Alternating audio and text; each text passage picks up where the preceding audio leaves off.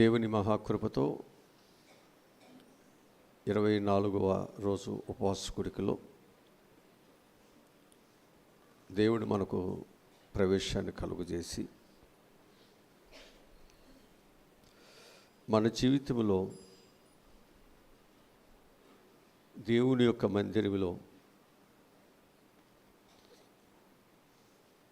క్రమశిక్షణ కలిగి మనం ఎలాగో ఉండాలని దేవుడు మనలను హెచ్చరిక చేస్తూ దేవుడు మనతో ఈరోజు మాట్లాడబోతున్నాడు. వాక్య భాగముగా కొరింథీయులు రాసినటువంటి మొదటి పత్రిక 14వ అధ్యాయము 34 నుండి 40 వచ్చిన వరకు ఉన్న మాటలు చదువుదాం. స్త్రీలు సంఘములో మౌనముగా ఉండవలెను, వారు లోబడి ఉండవలసిందే కానీ మాట్లాడుటకు వారికి సెలవు లేదు. ఇలాగూ ధర్మశాస్త్రము చెప్పుచున్నది, వారు ఏమైనను నేర్చుకొన కోరిన ఎడల ఇంట తమ తమ భర్తలను అడుగువలెను. సంఘములో స్త్రీ మాట్లాడుట అవమానము. దేవుని వాక్యము మీ యొద్ద నుండే బయలు వెళ్ళిన, మీ యొద్దకు మాత్రమే వచ్చిన ఎవడైనను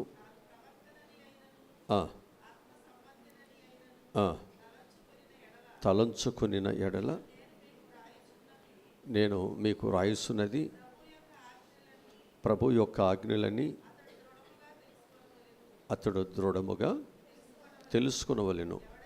ఎవడైనను తెలియని వాడిగానే ఉండనేమో. కాబట్టి నా సహోదరులారా, ప్రవశించుట ఆసక్తితో అపేక్షించుడి. భాషలతో మాట్లాడుట ఆటంకపరచకుడు కానీ సమస్తమును మర్యాదగాను క్రమముగాను జరుగునీయుడి.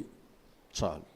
అంటే సంఘము అనేటువంటిది ఎలా ఉండాలి అంటే సమస్తము మర్యాదగాను క్రమముగాను జరగనివ్వాలి. అంతే. దీనిలో మనము దేవుడు మనకిచ్చినటువంటి క్రమశిక్షణను మనం ఎక్కడ కూడా పాడు చేయటానికి వీలు లేదు అనే విషయాన్ని నేను మీకు జ్ఞాపకం చేస్తున్నాను. క్రమశిక్షణ ఎలాగూ కలిగి ఉండాలి, క్రమశిక్షణ మనం ఎలాగూ కలిగి ఉండాలి. ఈరోజు దేవుడు మనలను హెచ్చరిస్తూ ఉన్నాడు. ఒకటి మందిరములో క్రమశిక్షణ. మన మందిరములో క్రమశిక్షణ. ఆ రోజు కొరింథీ సంఘములో ఉన్నటువంటి పరిస్థితులను బట్టి పౌలు వారితో ఆ విధంగా మాట్లాడుతున్నాడు. ఈరోజు మనతో కూడా దేవుడు మాట్లాడబోతున్నాడు. ప్రసంగి గ్రంథము 5వ అధ్యాయము మొదటి 2 వచనాలు చదువుదాం. నీవు దేవుని మందిరమునకు పోవునప్పుడు నీ ప్రవర్తన జాగ్రత్తగా. ఎక్కడికి వెళ్ళినప్పుడు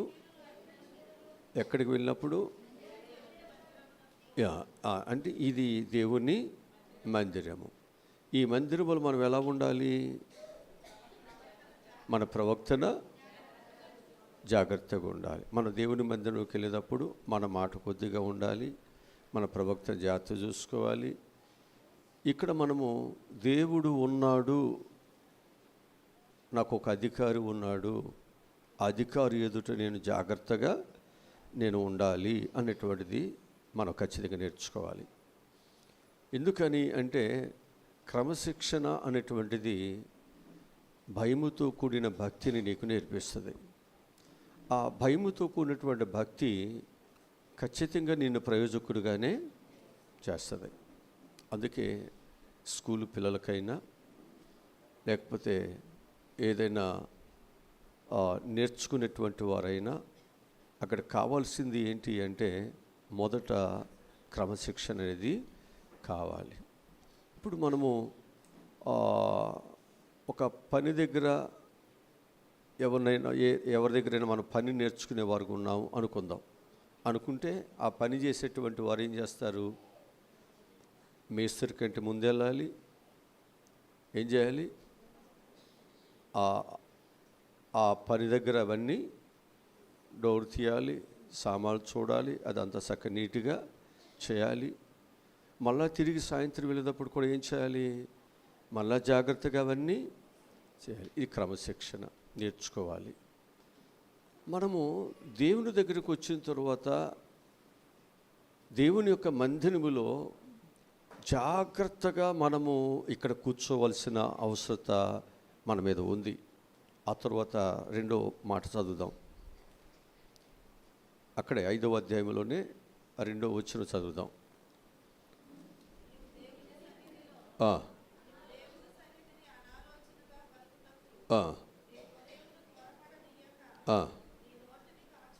అది దేవుని మందిరములో మనం ఎక్కడ పడితే అక్కడైతే మాట్లాడేస్తున్నట్లుగా ఇక్కడ మాట్లాడకూడదు. ఇక్కడ మనం ఏం చేయాలి? మన నోటిని కాసుకోవాలి. ఎంత జాగ్రత్తగా ఉండాలో. ఉన్నాడు, నువ్వు భూమి మీద ఉన్నావు కావున ఉండాలి. ఎందుకంటే నువ్వేది పలుకుతున్నావో ఆ మాటను బట్టి శిక్ష వస్తుంది. అది మంచివైనను చెడ్డవైనను నీ దేహముతో నువ్వు జరిగించే వాటి యొక్క ఫలము ఖచ్చితంగా మనం పొందుకోవాలి. అందుకే జాగ్రత్తగా మనం మాట్లాడాలి దేవుని మందిరంలో. ఎందుకంటే మందిరములో తనతో పాటు దేవుడు యొక్క తేజస్సు, దేవుని యొక్క మహిమ ఉందనే విషయాన్ని మనం ఖచ్చితంగా తెలుసుకోవాలి. నిర్గమాకాండము 25వ అధ్యాయము 8వ వచనంలో ఒక మాట ఉంది.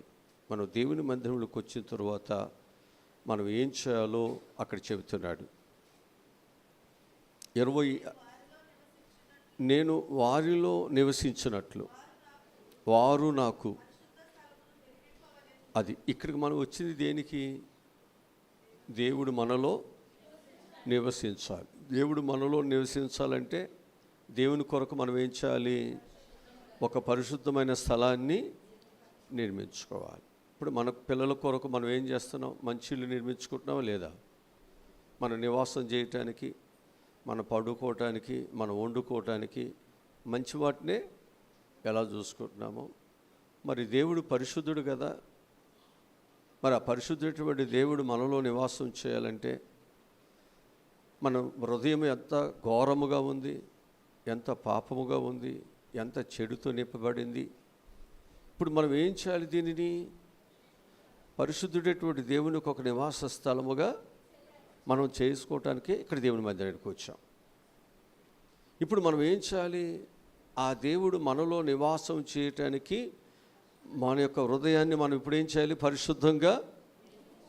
అందుకే నువ్వు జాగ్రత్తగా ప్రవర్తించాలి, జాగ్రత్తగా మాట్లాడాలి, జాగ్రత్తగా నువ్వు దేవునితో సహవాసము మనం చేయాలి. అంతే తప్ప మనం ఇక్కడ ఒక విధంగా, బయట ఒక విధంగా, మరొక విధంగా మనం ఉండటానికి వీల్లేదు. ఎందుకని? ఇక్కడ ఉన్న దేవుడు బయట కూడా ఉన్నాడు. ఇక్కడ నిన్ను చూస్తున్న దేవుడు బయట కూడా దేవుడు మనలను చూస్తున్నాడుగా. ఆ చూస్తున్నటువంటి దేవుని దగ్గర నీ ప్రవక్తను బట్టే కదా నీకు ప్రతిఫలము. జాగ్రత్త. నీ జీవితంలో నువ్వు నష్టం తెచ్చుకోవద్దు, నీ జీవితంలో నీకు ఇబ్బందిని తెచ్చుకోవద్దు. దేవుడు ఆయన ఎప్పుడూ నీకు సమీపంగా ఉండేవాడు కాదు, ఆయన నీకు దూరంగా కూడా ఉంటాడు. ఎప్పుడు నీకు సమీపంగా ఉంటాడని నువ్వు అనుకుంటున్నావు, సమీపంగా ఉంటాడు. నువ్వు మాట వినకపోతే నిన్ను విడిచిపెట్టి దూరంగా కూడా వెళ్ళిపోతాడు. జాగ్రత్త. ఆయన విడిచి నిన్ను వెళ్ళిపోతే నీ జీవితంలో ఆదుకునే నాదుడే ఉండడు, దిక్కులేని అనాథగా మన జీవితాలు మారిపోతాయి.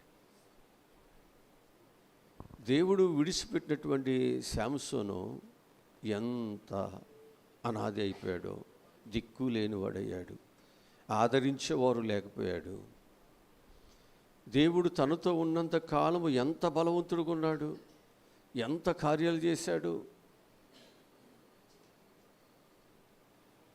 దేవుడు నిన్ను చేయి విడిచినప్పుడు నీ జీవితంలో మనం ఏమీ దేవుడు విడిచిపెట్టకుండా ఉండేటట్లుగా, నీకు సమీపముగా ఉండేటట్లుగా మన యొక్క ప్రవక్తన, మన జీవితాలు పరిశుద్ధంగా కట్టుకోవాలి. మనం నీ దేహమే దేవుని, అదే నీ పరిశుద్ధమైనది. ఇదే ఒకటే కాదు, ఇది అందరి నివాసం వచ్చి ప్రార్థన చేసుకోవటానికి, అందరూ వాక్యం వినటానికి, అందరూ ఇక్కడ ఈ స్థలములో దేవుని ద్వారా, వాక్యము ద్వారా బలపడటానికి. కానీ నీ దేహము దేవుని ఆలయం. అంటే నీ దేహము ఎప్పుడు కూడా ఎలా ఉండాలి? మరి పరిశుద్ధంగా ఉండాలంటే మన నోట ఏం రాకూడదు? బూతులైనను, సరసక్తులైనను, పోకిరి మాటలైనను, అల్లరితో కూడిన ఆటపాటలైనను, మత్తైనను, సరసక్తులైనను. ఏంటండి ఇవన్నీ అయ్యగారు నీకు బాగా వస్తాయి అనుకుంటా. అసలు మాకు ఇవన్నీ లేవండి, ఇవి అసలు మాకు అసలు తెలియదు. మరి ఇవన్నీ మన జీవితాల్లో ఉంటే మన హృదయం దేవుని మందిరమేనా, లోకమా, డ్రైనేజీనా? ఆలోచించండి.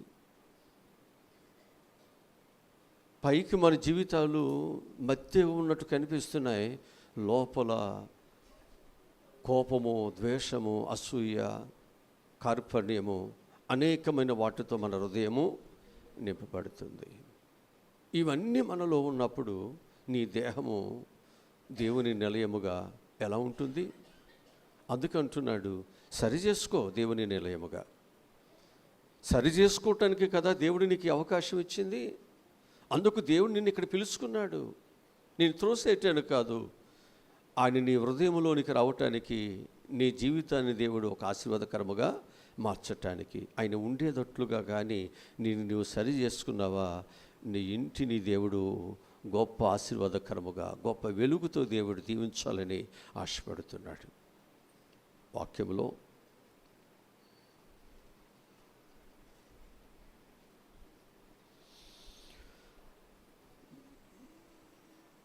రెండవ దినవృత్తాంత గ్రంథము 7వ అధ్యాయం 1వ వచనం చదువుదాం.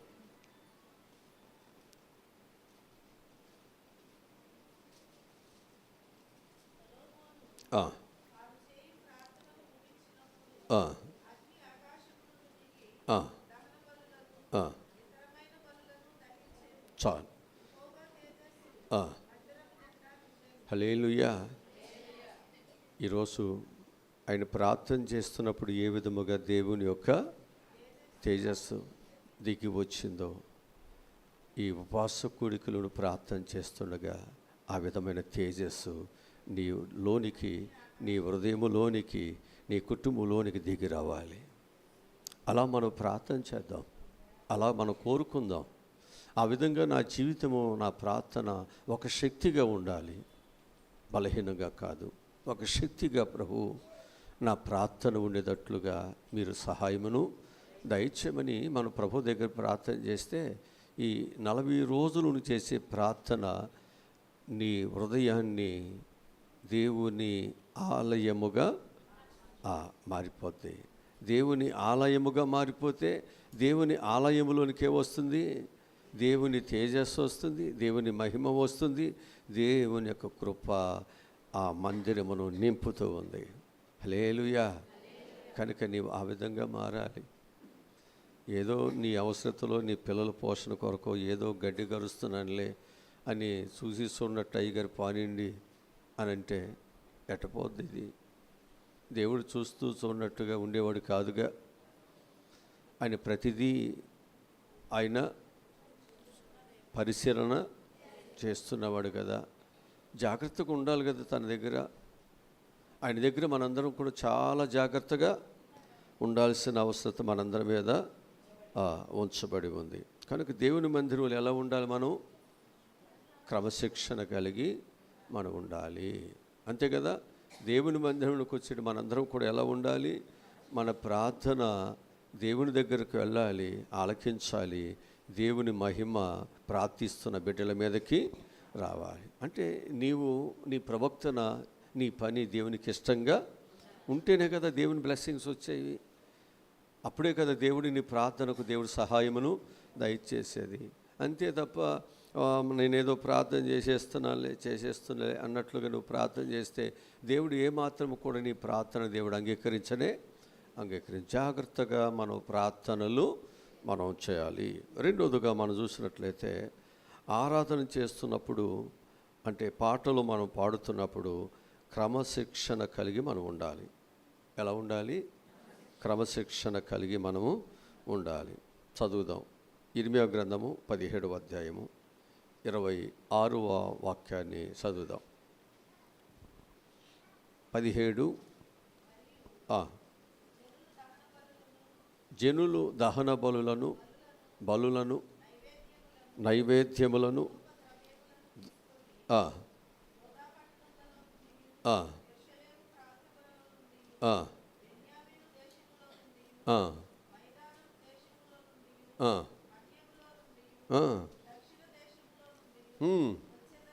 చూసారా?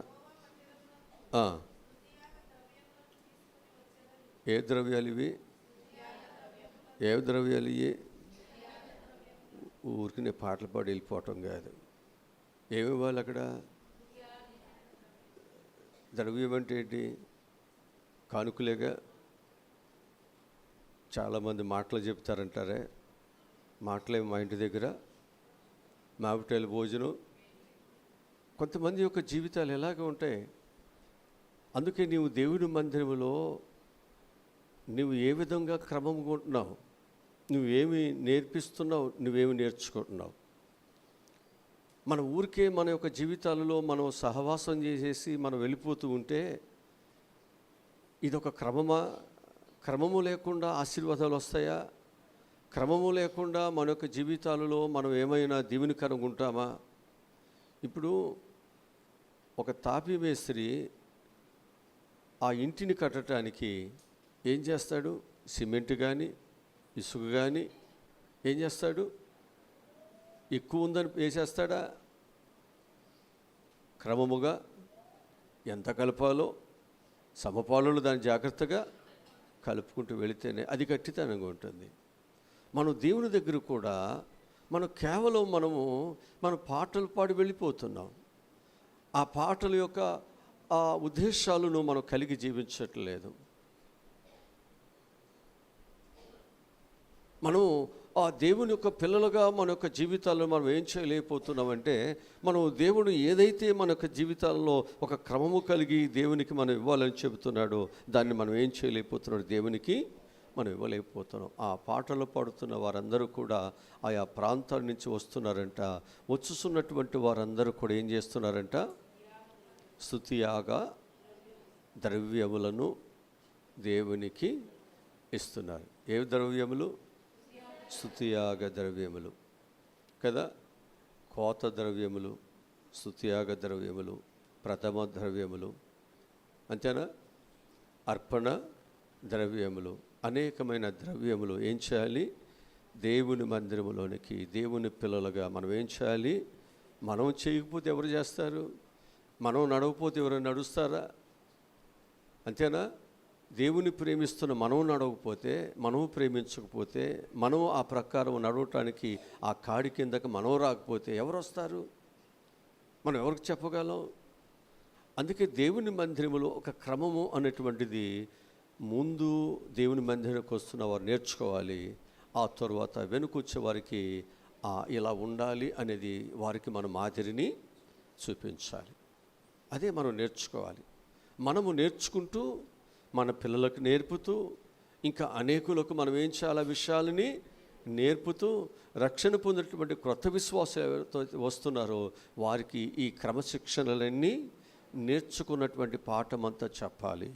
అందుకే దేవుడు శిష్యులను ఏర్పాటు చేసుకుని తనంతరము మీరు ఏం చేయాలి? ఈ క్రమశిక్షణతో కూడినటువంటి దేవుని రాజ్యాన్ని మీరే కట్టాలి. బాధ్యత మీదేది. అనేకులకు తెలియదు, కానీ మీరు వారిని ఏం చేయాలి? చెప్పాలి, నేర్పించాలి, వారు దేవుని యొద్దకు నడిపించాలి. బాధ్యత మంది. ఖచ్చితంగా మనం పనిచేయాలి. కనుక రెండవది మనం ఏం చేయాలన్నమాట? ఆరాధన చేస్తున్నప్పుడు, పాటలు పాడుతున్నప్పుడు మనం ఏం చేయాలి? క్రమశిక్షణ కలిగి ఉండాలి. హల్లెలూయా. ఈ సంవత్సరం మాకు నేను ఒక పాట పాడుతున్నాను. నా తరువాత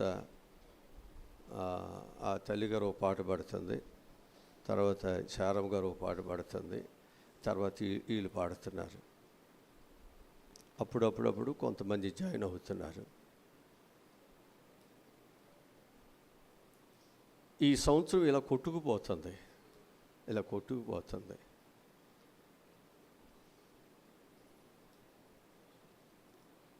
మ్యూజిక్లో అప్పుడప్పుడు నా యంగ్ చూస్తున్నారు, నేనేం చేయను, వాళ్ళు ముందు వస్తున్నారు, పాడుతున్నారు. పాడేవాళ్ళు రాయింది నువ్వేమేం చేయవు. వచ్చిన వాళ్ళ ద్వారా దేవుడు ఏం చేస్తాడు? నడిపించేస్తాడు.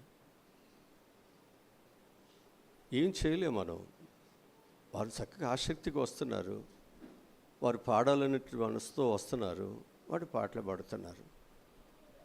మనం దేవుని మందిలో పాడాలనుకున్నటువంటి వారు మనం రావట్లేదు. అందుకే దేవుడు ఏమవుతున్నారు, వారికి ఆధిక్యత దేవుడు వారికి దొరికిపోతుంది, వాళ్ళకి దొరుకుతుంది. కొంతమంది వచ్చినా దొరకట్లా. ఎందుకని? ఆ వరుసలో వాళ్ళు వచ్చేసారు. ఇక వాళ్ళు పాడుకుంటూ వెళ్ళిపోయేసరికి టైం అయిపోతుంది. అమ్మగారికి కూడా పాటలేదు, ఇకంతే. ఇక లేదు, ఆమె ఇక్కడ కుర్చీలో కూర్చునే లేదు. టైం అంటే టైమే కదా, అంతే. కనుక ఇక్కడ మనం ఏం చేస్తున్నామంటే, ఒక ఆరాధన, ఒక క్రమాన్ని మనం పెట్టినప్పుడు ఆ క్రమానికి మనం ఏం చేయాలి? అంతే, రావాల్సిందే, వచ్చేయాలి. మనకు దేవుడు ఏమైతే క్రమాన్ని ఇచ్చాడో ఆ క్రమ ప్రకారం మనం ఏం చేయాలి?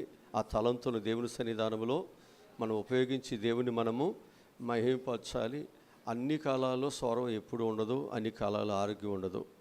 కొద్ది రోజులకి బీపీ ఎక్కువై పెరాల్సిస్ రావచ్చు, కొద్ది రోజులకి స్వరం పోవచ్చు, స్వరం రాకపోవచ్చు. కొన్నిసార్లు మనకు నరాలు కాళ్ళు పనిచేయక మనం పాడటానికి అవకాశం కూర్చుని ఉండకపోవచ్చు. ఆరోగ్యము, స్వరం ఉండగానే, బలం ఉండగానే దేవుని పని చేయాలి. అన్నీ పోయిన తర్వాత ఏం చేస్తాం? ఏమి చేయలేం. పాడాలని ఉంటుంది, చదవాలని ఉంటుంది, ఏమి చేయలేం కదా. ఏదైనా ఇవ్వాలని ఉంటుంది కూడా, ఏమీ చేయలేం. ఈ బలము, ఈ ఆరోగ్యము ఇవన్నీ ఉన్నప్పుడేమో దేవునికి లోబడం, దేవుడి కాడి కిందకు రాం. మన లోకంలో, పాపంలో, రకరకాల వాటిలో, స్నేహాల్లో పడిపోతాం. మన జీవితాలు ఎంత భయంకరంగా మారిపోతున్నాయి. అందుకే నేను మీతో మాట్లాడుతున్నాను. కనుక మనం దేవుని మందిరంలోనికి మనం ఎప్పుడైతే పాటలు పాడుతూ వస్తున్నామో, మనం ఖచ్చితంగా ఏం చేయాలన్నమాట? దేవుని మాట ప్రకారముగా మనందరం కూడా క్రమశిక్షలో ఉండాల్సిందే. ఇక మూడవదిగా మనం చూసినట్లయితే, వాక్యం వింటున్నప్పుడు క్రమశిక్షణ కలిగి కూడా ఉండాలి. వింటున్నప్పుడు? వాక్యం వింటున్నప్పుడు. వింటున్నప్పుడు? వాక్యం వింటున్నప్పుడు క్రమశిక్షణ కలిగి ఉండాలి. ఆ క్రమశిక్షణ కొరింథీ సంఘములో ఏమైపోయింది అంటే, పూర్తిగా పాడైపోయింది. ఇక వివాదంలోకి వెళ్ళిపోయింది. ఇది ఎంత వివాదంలోకి వెళ్ళింది అనేది మనం చూస్తే, అక్కడ మరలా పౌలు గారు వచ్చి ఆ సమస్యను పరిష్కరించే ఆ తారస్థాయికి వెళ్ళిపోయింది. అది ఎవరు తగ్గట్లా, పురుషులు తగ్గట్లేదు, స్త్రీలు తగ్గట్లేదు. అది ఏ స్థాయికి ఉంది అంటే, నేను ఎవరికంటే తక్కువ కాదనే స్థాయికి వచ్చింది. అప్పుడు ఆయన ధర్మశాస్త్రం దగ్గరికి వెళ్ళి, మళ్ళీ పురుషుణ్ణి, ఆయన ఆధిపత్యాన్ని ఇక్కడ తీసుకొస్తే కానీ వీళ్ళు ఆగుతారని చెప్పేసి ఆధిపత్యం తీసుకొచ్చాడు. కానీ స్త్రీని తక్కువ చేయాలని మాత్రం కాదు, కంట్రోల్ చేయాలి అంతే. ఇప్పుడు దేవుడు ఏం చేశాడు? పురుషుని చేసిన తర్వాత స్త్రీని తక్కువగా చేయటానికి ఆయన కాలు ఎముకల నుంచి తీయలేదు. ఎక్కడి నుంచి తీశాడు? ప్రక్కటి ఎముకల నుంచి తీశాడు. తీసి, నీవు తక్కువగా కాదు, ఎవరికి తక్కువ ఏమి కాదు, ఇద్దరు ఒకరికొకరు ఎలా ఉండాలి? సహకారులుగా ఉండాలి. నీవు లోపడుతూ ఉండాలి, ఆయన ప్రేమిస్తూ ఉండాలి. ఈ విధానమును దేవుని యొక్క మందిరములో కూడా లేకపోయినప్పుడు ఆ క్రమశిక్షణ అనేటువంటిది లోపిస్తుంది. అందుకే ఇక్కడ చెబుతున్నాడు, వాక్యము వింటున్నప్పుడు మనందరం కూడా ఏం చేయాలి? క్రమశిక్షణలోనికి రావాలి. రోమీయులకు రాసిన పత్రిక 6వ అధ్యాయము 17వ వాక్యాన్ని చదువుదాం.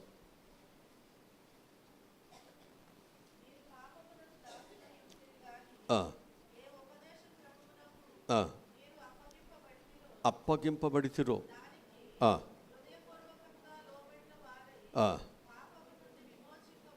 ఆ, అది మనం ఏం చేయాలి? మనం దేనికైతే దేవుడు మనలను పిలుచుకున్నాడో లేకపోతే మనల్ని మనం అప్పగించుకున్నామో దాని ప్రకారముగా మన యొక్క జీవితాలను లోబడాలిగా. మరి హృదయపూర్వకంగా మనం లోబడుకోకుండా సగం భక్తి సగమేమో ముక్తి, ఇది బ్రతుకుదేరు కోసం, ఇది భక్తి కొరకు అంటే సగం భక్తి చేస్తూ సగమేమో లోకంలో ఉంటే ఎట్లా? కాదు కదా. మన హృదయపూర్వకంగా మనం ఏం చేయాలి? ఆ భక్తికి, ఆ ఉపదేశ క్రమానికి మనము అప్పగించుకోవాలి కదా. అందుకు ఇక్కడికి వచ్చావు. ఆ ఉపదేశ క్రమానికి నీవేం చేయాలి? అప్పగించుకోవాలి. వాక్యం వింటున్నప్పుడు ఆ వాక్యానుసారంగా నువ్వు లేకపోతే సరి చేసుకుని దేవునికి నీవు అప్పగించుకోవాలి. అందుకు దేవుడు నీతో మాట్లాడుతున్నాడు. అసలు అప్పగించుకోకుండా దులిపేసుకుని వెళ్ళిపోతే ఎట్లా? దులిపేసుకుని మళ్ళీ యథావిధిగా మరలా మనము రోజు కొడతా ఉంటే కుక్కని అది అనుకుంటుందంట, రేపొద్దుండే ఆ ఈలతో ఈ మాటలు, ఈలతో దెబ్బలు నాకెందుకు, నేను కొనుక్కోలేను దుప్పటే అని అనుకుంటుందంట. రోజు ఇంటింటికి రోడ్లని తిరిగేసి మళ్ళీ సాయంత్రం రాగానే ఏం చేస్తుంది? ఏదో ఒక పొయ్యిలో, ఏదో ఒక బూడిదలో మళ్ళీ పడుకుంటుందంట. మళ్ళీ కర్ర తీసుకొచ్చి తెల్లారిపాటికి వచ్చి 4 బేకంగానే మళ్ళీ చిచ్చి అనుకుంటుందంట. వీళ్ళతో ఏంటి, నాకు నేను కొనుక్కోలేను ఒక దుప్పటి అనుకుంటుందంట. ఇక రోజుకి అదే, రోజు నడువు ఎరగొట్టుకోవటమే తప్ప దుప్పటి మాత్రం కొనుక్కోలేకపోతుంది. మనం కూడా అట్లాగే అయిపోతున్నాం. వాక్యం చెబుతుంది, వాక్యం మాట్లాడుతుంది. ఏ క్రమానికైతే నీవు అప్పగించుకున్నావో ఆ వాక్య క్రమానికి మనం హృదయపూర్వకంగా మనల్ని మనము అప్పగించలేకపోతున్నాం. అప్పగించుకుంటేనే కదా దేవుని యొక్క కృప నీ మీదకు వచ్చేది.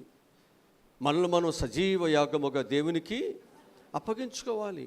మన జీవితాలు అప్పగించుకోలేనప్పుడు, ఆ వాక్యం మీద నీకు సరైనటువంటి అవగాహన లేనప్పుడు నీవు దేవుని యొక్క మాట నేను వింటున్నానని చెప్పడం అబద్ధమే కదా.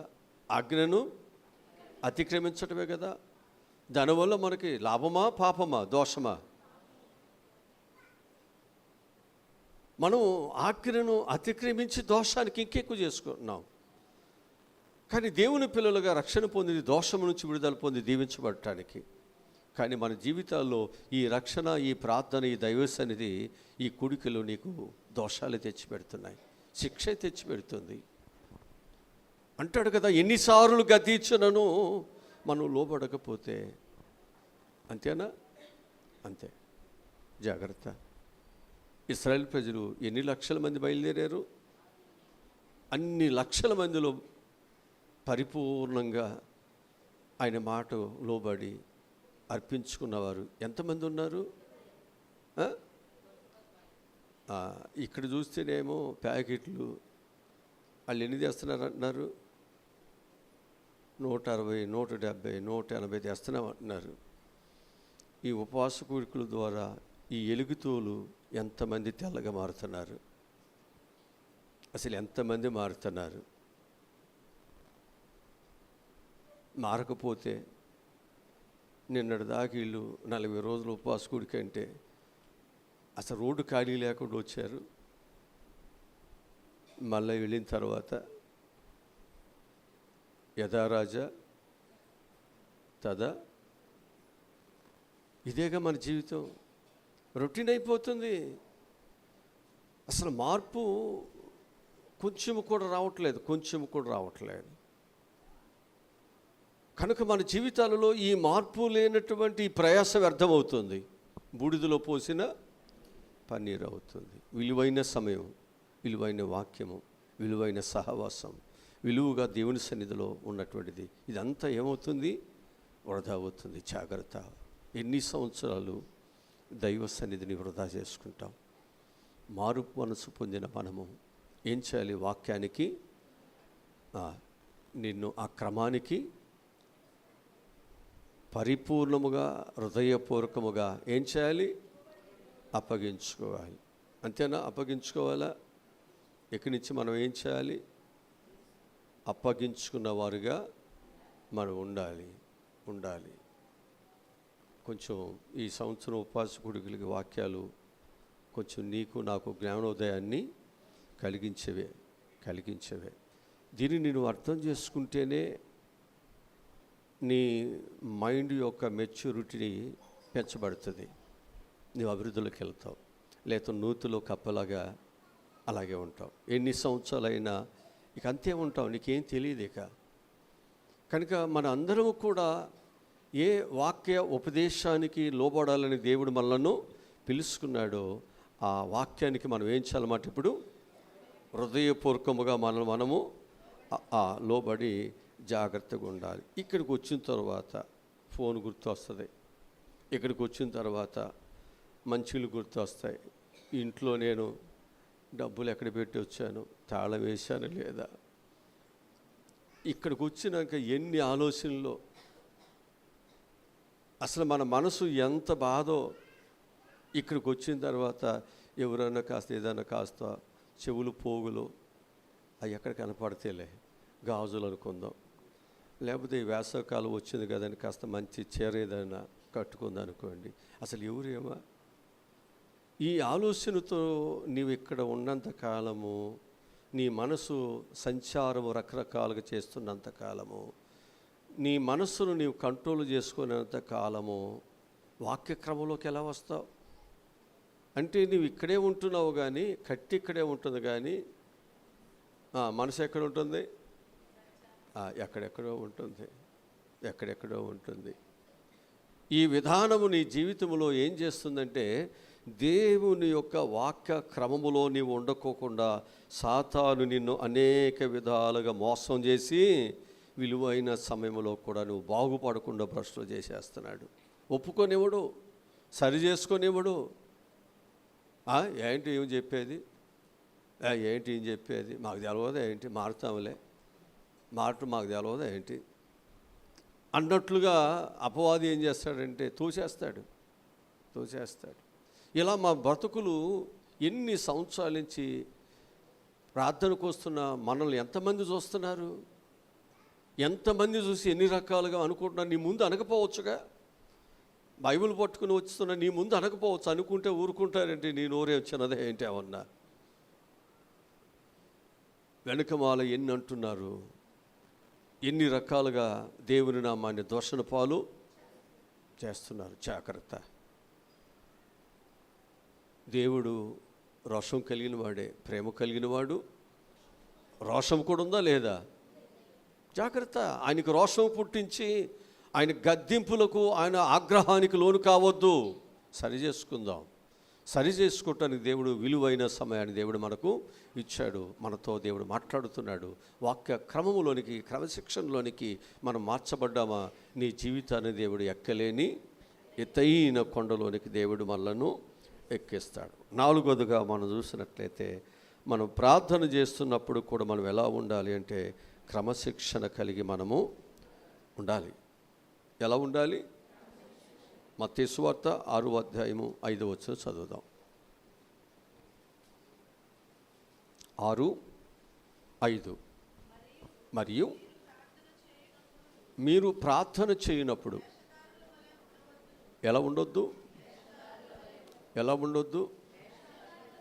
మీ బైబిల్లో కూడా అదే ఉందా? లేకపోతే అయ్యగారు కావాలని అట్లా రాసుకుని చెబుతున్నాడా? మనం ప్రార్థన చేసేటప్పుడు ఎలా ఉండవద్దు? వేషధారుల వలె ఉండొద్దు.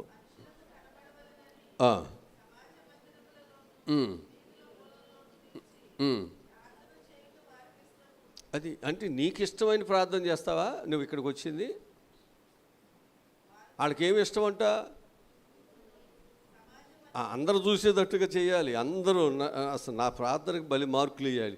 ఏమంత ప్రార్థన పౌరులు లేరని అందరూ ఏమి గుంచిపోగొడాలి. అందుకని వచ్చి ఇక్కడ ప్రార్థన చేసేది. అందుకొరకండి మనం ఇక్కడికి వచ్చింది.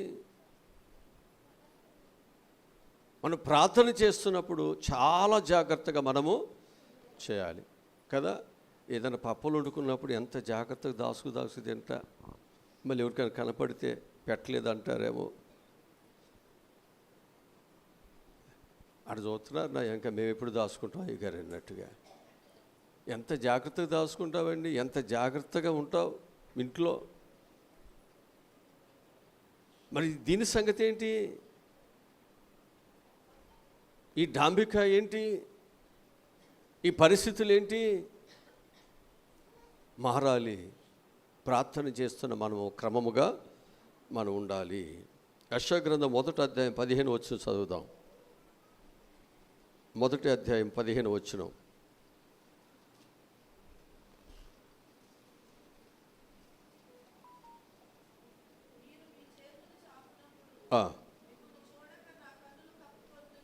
చూసారా,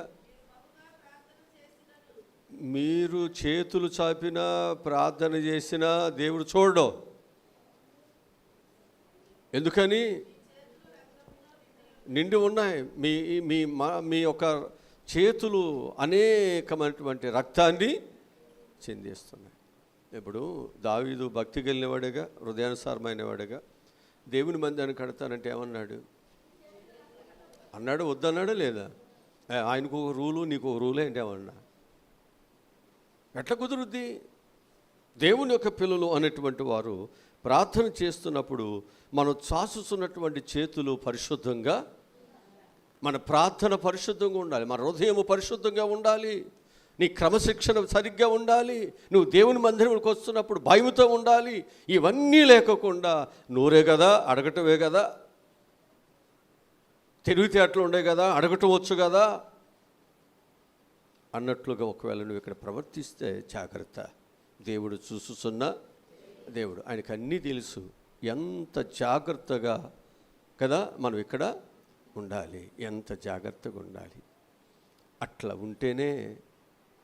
ఉంటేనే ఎంతో కొంత దేవుని దయ మన మీదకి వస్తుంది. అట్లా ఉండాలి. ఆ కాస్త కూస్త ఏడుస్తున్నాం, అక్కడ బాధపడుతున్నాం, తిరిగి మరలా బయటికి వెళ్ళిన తర్వాత మరలా యథావిధిగా మన జీవితాలు వెళ్ళిపోతున్నాయి. అలా వద్దని నీవు చక్కగా ఏ వాక్యము చేత దేవుడు నిన్ను పిలిచాడో ఆ వాక్యానికి నువ్వేం చేయాలి? కట్టుబడి హృదయపూర్వకముగా దేవుని బిడ్డగా మారాలి. మారితేనే ఆ ప్రార్థన, ఆ చేతులు, ఆ కన్నీరు, దేవుని కృప నీకు దొరకటానికి అవకాశం ఉంది. లేకపోతే నువ్వు ఎంత చేతులు చాపినా దేవుడు ఏమంటున్నాడు? నా కన్ను అసలు చూడనంటున్నాడు. నీ బాధ వైపు అసలు చూడను. జాగ్రత్త. మరి దేవుడు చూడకుండా ఈ ఉపాసకుడికి ఎవరిస్తారు సహాయం చేసే దేవుడు నిన్ను అసహించుకుంటున్నాడు.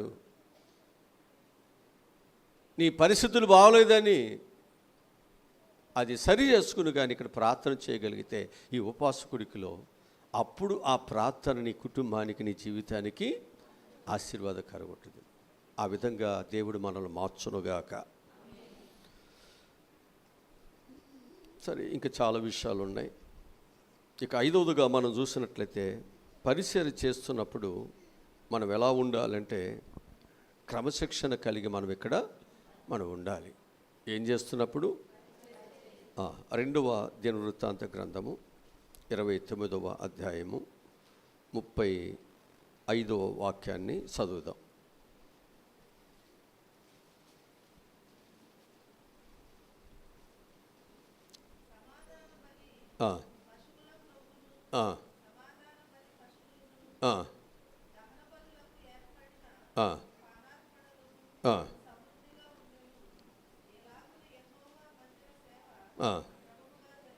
అది అట్లా క్రమముగా జరిగితే దేవుడు ఏం చేస్తాడు? ఆ దహన బలిని, ఆ అర్పణను దేవుడు అంగీకరిస్తాడు. అంతే కదా. సమూయేలు గ్రంథములో 1 సమూయేలు గ్రంథము 3వ అధ్యాయము 1వ వచనం చదువుదాం. అక్కడ ఒక మందిరం క్రమాన్ని గురించి చూద్దాం. అక్కడ కూడా బాలుడైన సమూయేలు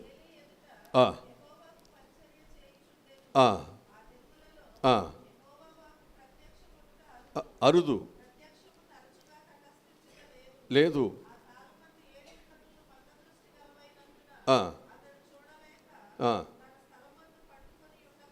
ఆ, ఆ, ఆ, ఆ, ఉమ్, ఉమ్, ఉమ్, ఆ. ఇక్కడ మనం ఒక స్టోరీ మీకు చెబుతాను. ఇప్పుడు ఏలీకి కూడా పిల్లలు ఉన్నారుగా, ఉన్నారా? ఎవరెవరు? ఓపి, ఓపిని ఉన్నారు. ఇప్పుడు వీళ్ళు ఏం చేస్తున్నారు? దేవుని మందిరంలో ఆ దేవుని మందిరంకి వచ్చేటువంటి వారితో పాపం చేస్తున్నారు. అంటే క్రమంగా ఉందా అక్కడ? ఆరాధన క్రమంగా ఉందా? బలులు క్రమంగా ఉండయా? ఇప్పుడు దేవుడు ఏం చేశాడు? దేవుని యొక్క ఆత్మ అక్కడి నుంచి వెళ్ళిపోయింది. ఇక వారితో మాట్లాడనే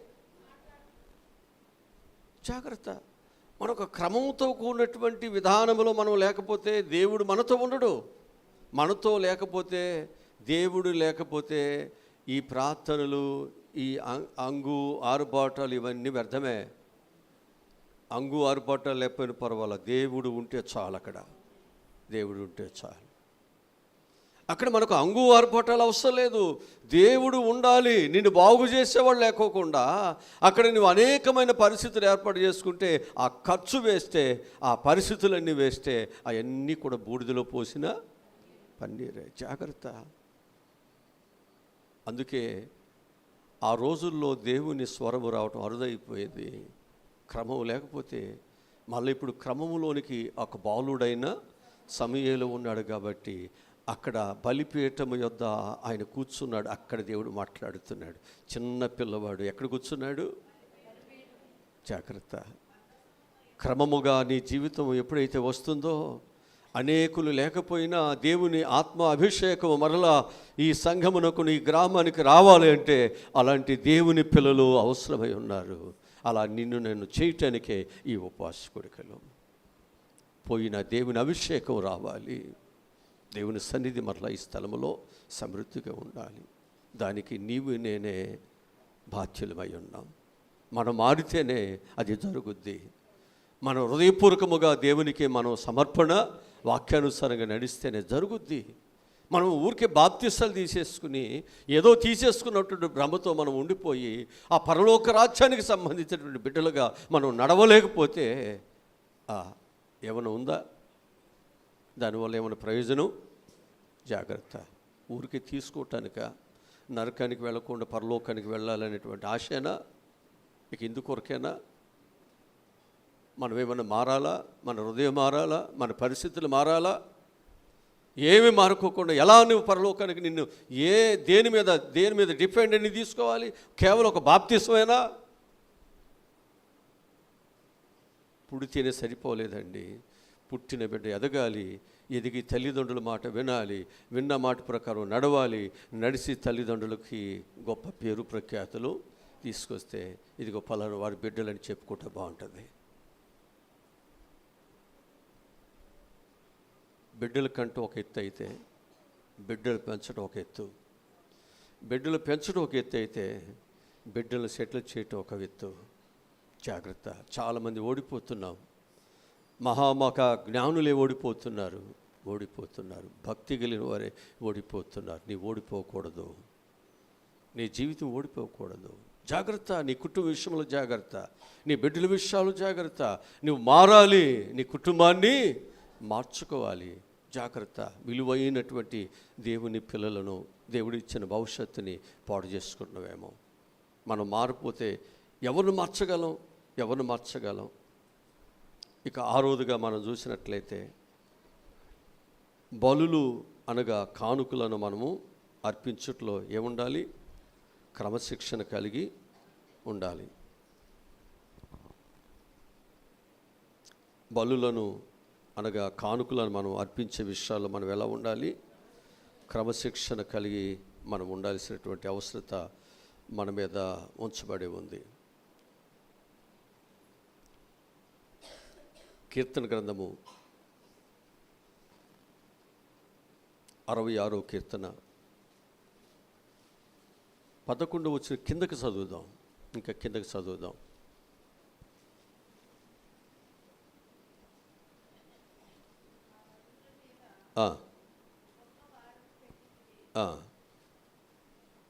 చదవండి, కిందకు వచ్చేయండి ఇక. ఆ, ఆ. అంటే బాధలు ఉన్నాయి అన్నాడుగా. బాధలు ఉన్నాయి, కష్టాలు ఉన్నాయి. మేము అనుకున్నాము ఎక్కడ మా నెత్తి మీద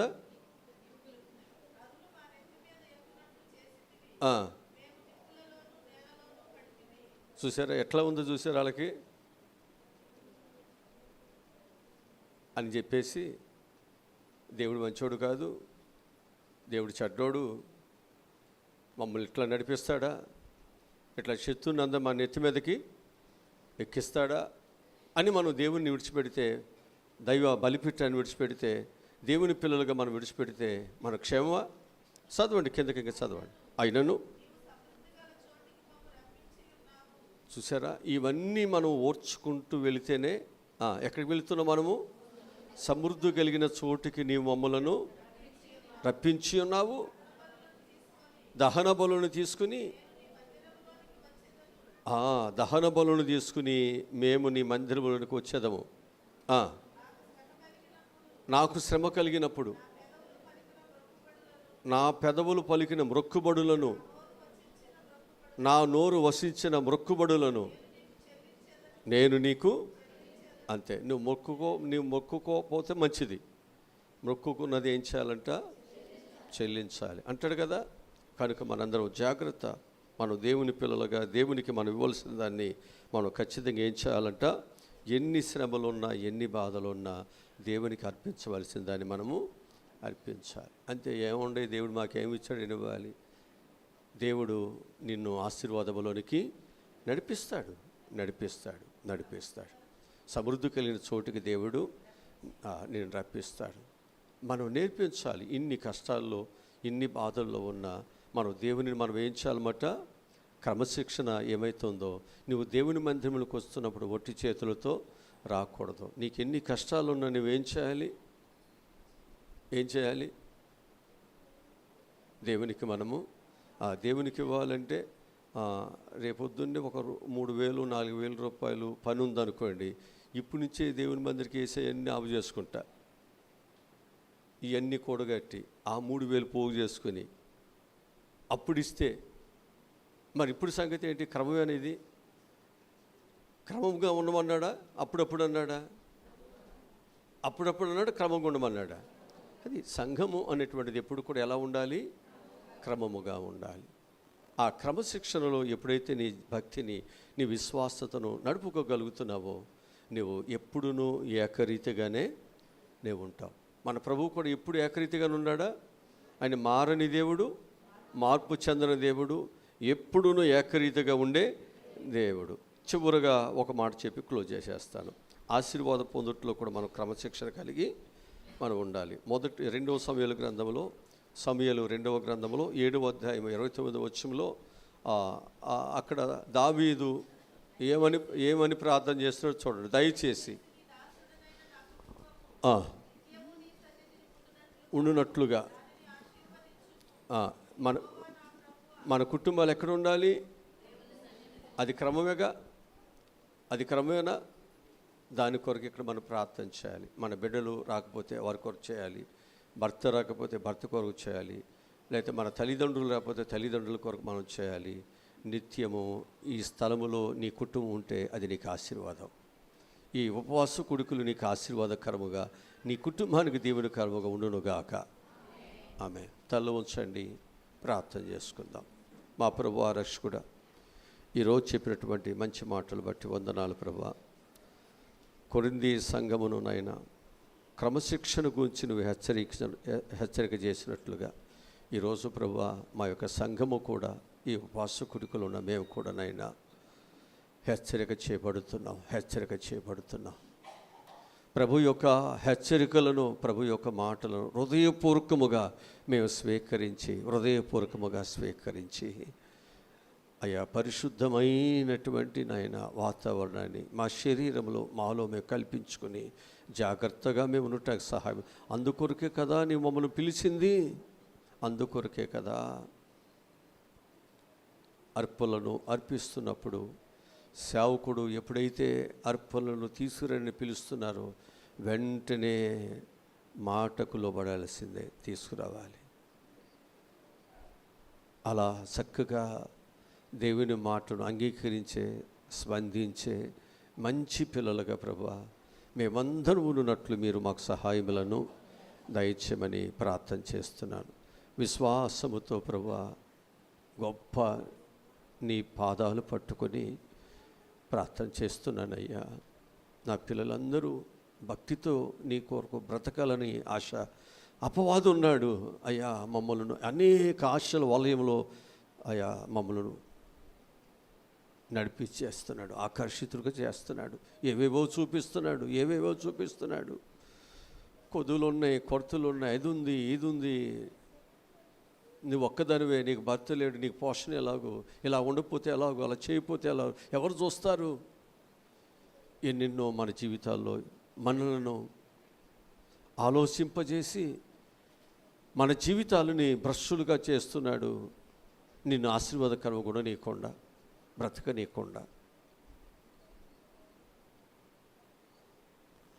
మా పిల్లలు ప్రభా అపవాది క్రియలను లయపరచటానికి ఈ ఉపవాస కూడికల ద్వారా శక్తి కలిగిన పిల్లలుగా, జ్ఞానము కలిగిన బిడ్డలుగా, మంచి సైనికులుగా ప్రభా నా పిల్లలు ఇక్కడనైనా బలము పొందుకున్నట్లు సహాయములను దయచేయండి నాయన. అలాగనే ఈరోజు పలహారము తీసుకొచ్చినటువంటి మేడూరి ఆనందరావు గారి యొక్క కుటుంబాన్ని బట్టి వందనాలు నాయన. వారికి వారి కుటుంబానికి మంచి ఈవులను, మంచి ఆశీర్వాదములను కలుగు చేయండి. మరి ప్రతి నెల ఈరోజు వారి ఇంట్లో ప్రార్థన పెట్టాలి. మరి క్రమాన్ని వారు గ్రహించి వారు ఈ రోజునైనా పగులు పెట్టుకుని రాత్రిపూట ఇచ్చే పలహారము దేవుని మందిరం తీసుకొచ్చారు. వారి సేవకులు చెప్పిన పిలుపుకి, మాటకి గౌరవించారు. ఈరోజు మా ఇంట్లో పెట్టాలి అనేటువంటిది లేకుండా ఆ క్రమానికి వారు కూడా చక్కగా విధేయత కలిగి మంచిగా ప్రభా ఈరోజు దేవుని మందిరంలోనికి ఈ విధంగా పిల్లలు అర్పణ తీసుకొచ్చారు. వారి యొక్క కానుకలను లేకపోతే వారు తీసుకొచ్చే పలహారమును మీరు దీవించి వారికి 100 రెట్లు దేవునివ్వండి. ఎంతైతే ఖర్చు చేస్తున్నారో తిరిగి వారికి 100 రెట్లు దేవునివ్వండి. వారికి కొదువ కొరత లేకున్నట్లు సహాయములను దయచేయమని. బిడ్డలు తిరిగి వెళుతున్నారు, వారి ప్రయాణం అంతట్లో తోడుకునండి. మళ్ళా రేపటికినైనా మీరు మమ్మల్ని చెత్తమని యేసు నామములో ఈ మనవులు ఈ ప్రార్థనలు అడిగి పొందుకుని ఉన్నాము తండ్రి, ఆమేన్. మన తండ్రి దేవుని ప్రేమ, కుమారుడైనటువంటి యేసుక్రీస్తు వారి యొక్క దైవకృప, పరిశుద్ధాత్మని నిత్య కాపుదల భద్రత సదా తోడై ఉండునుగాక. ఆమేన్. అందరికీ వందనాలు.